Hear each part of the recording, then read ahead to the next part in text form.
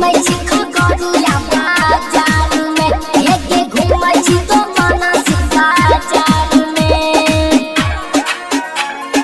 घूमै छी खगड़िया, घूमै छी खगड़िया बाजार में। Singing by Sujit Singh. घूमै छी खगड़िया बाजार में, एके घूमै छी तो मानस बाजार में।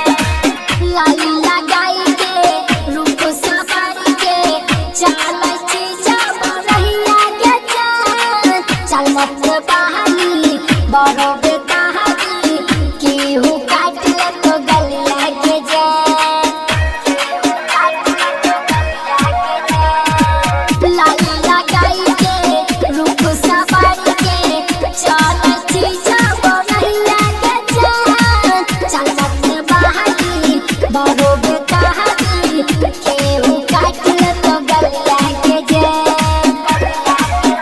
आगे पागल बनाबै छी बेकार में, आगे पागल बनाबै छी बेकार में। घूमै छी भागलपुर बाजार में, एके घूमै छी नौगछिया बाजार में। घूमै छी भागलपुर बाजार में, एके घूमै छी नौगछिया बाजार में। घूमै छी खगड़िया, घूमै छी खगड़िया बाजार में।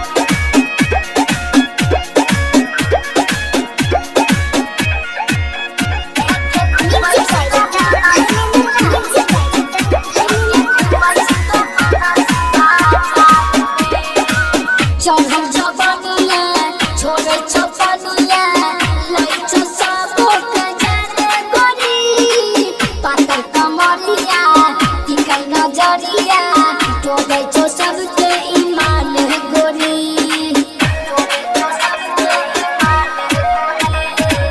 चढ़ल जवानिया छोड़ै छौ पनिया, लै छौ सबो के जाने गोरी, पातर कमरिया टिकल नजरिया, तोड़ै छौ सबके ईमान गोरी। एके राइटर रूप सबके साथ में, एके गायक सुचिता के साथ में।